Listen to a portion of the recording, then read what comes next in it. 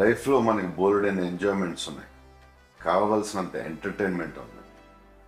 మనల్ని ప్రేమించే మనుషులు, మన కోసం బ్రతికే మన వాళ్ళు మనకు ఉన్నప్పుడు ఈ డ్రగ్స్ అవసరం అండి.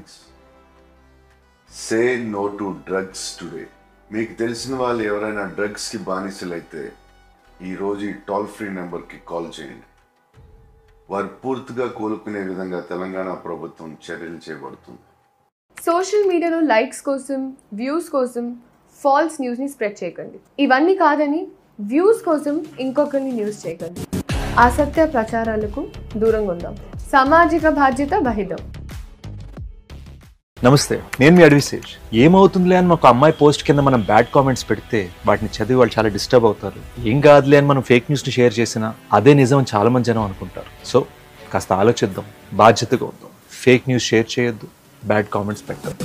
పోస్ట్ నో ఈవిల్, చెడుని పోస్ట్ చేయొద్దు. నమస్తే అండి, నేను మీ నిఖిల్ని. మీ అందరికి ఒక విషయం చెప్పాలి. మనం ఏదైనా వస్తువు కొనేటప్పుడు దాని ఎక్స్పైరీ డేట్ని చెక్ చేసుకుని మరీ కొంటాం. కానీ అయితే సోషల్ మీడియాలో న్యూస్ షేర్ చేసేటప్పుడు అది నిజమా కాదా అని ఎందుకు చెక్ చేసుకో? ఎందుకంటే ఏమవుతుంది అని చిన్న క్యాజువల్ యాటిట్యూడ్. కానీ మీరు చాలా సరదాగా షేర్ చేసే ఆ ఫేక్ న్యూస్ కొన్ని జీవితాలని స్పాయిల్ చేస్తుంది, నాశనం చేస్తుంది. అందుకే మీరు ఒక న్యూస్ షేర్ చేసుకునే ముందు అది నిజమా కాదా అని ఒక్కసారి చెక్ చేసుకోండి. సోషల్ మీడియాని 10 మందికి ఉపయోగపడేలా వాడతాం, ఇబ్బంది పెట్టేలా కాదు.